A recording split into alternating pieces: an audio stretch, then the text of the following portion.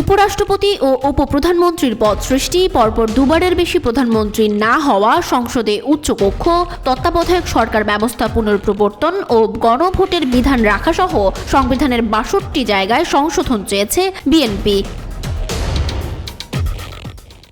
অন্তর্বর্তী সরকার গঠিত সংবিধান সংস্কার কমিশন দায়িত্ব গ্রহণের পরই দেশের প্রধান রাজনৈতিক দলগুলোকে সংস্কার প্রস্তাব পেশ করতে বলেছিল।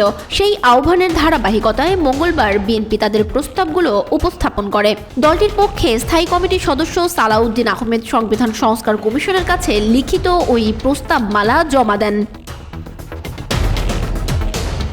পরে তিনি সাংবাদিকদের বলেন, ক্ষমতার ভারসাম্য আনার জন্যই এসব প্রস্তাবনা করা হয়েছে। সংবিধানের প্রস্তাবনা থেকে শুরু করে তফসিল পর্যন্ত ৬২টি জায়গায় বিভিন্ন সংশোধনীর প্রস্তাব যুক্ত করা হয়েছে। প্রস্তাবনার মূল অংশে কিছু নতুন প্রস্তাব দিয়েছে বিএনপি।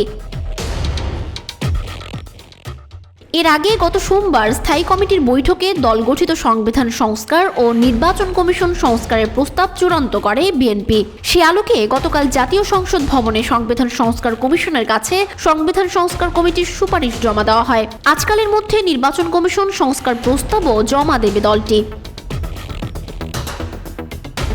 জানা গেছে, স্থায়ী কমিটির সোমবারের বৈঠকে সংস্কার প্রস্তাব চূড়ান্তের পাশাপাশি গত কয়েকদিন দেশব্যাপী চলা অরাজক পরিস্থিতি নিয়ে উদ্বেগ প্রকাশ করেন বিএনপি নেতারা।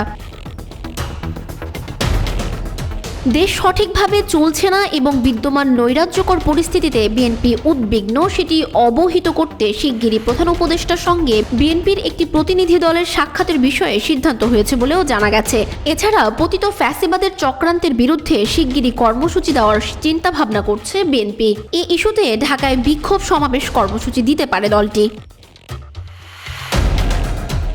সোমবার রাতে রাজধানীর গুলশানে বিএনপি চেয়ারপারসনের কার্যালয়ে স্থায়ী কমিটির বৈঠকে লন্ডন থেকে ভার্চুয়ালি যুক্ত হয়ে সভাপতিত্ব করেন দলের ভারপ্রাপ্ত চেয়ারম্যান তারেক রহমান। প্রায় ২ ঘণ্টা ধরে চলা বৈঠকে দলের মহাসচিব মির্জা ফখরুল ইসলাম আলমগীর ছাড়াও অংশ নেন ডক্টর খন্দকার মোশাররফ হোসেন, ব্যারিস্টার জমির উদ্দিন সরকার, মির্জা আব্বাস, ডক্টর আব্দুল মঈন খান, নজরুল ইসলাম খান, আমির খসরু মাহমুদ চৌধুরী, সালাউদ্দিন আহমেদ, সেলিমা রহমান, ইকবাল হাসান মাহমুদ টুকু, মেজর অবসরপ্রাপ্ত হাফিজ উদ্দিন আহমেদ ও অধ্যাপক AZM জাহিদ হোসেন।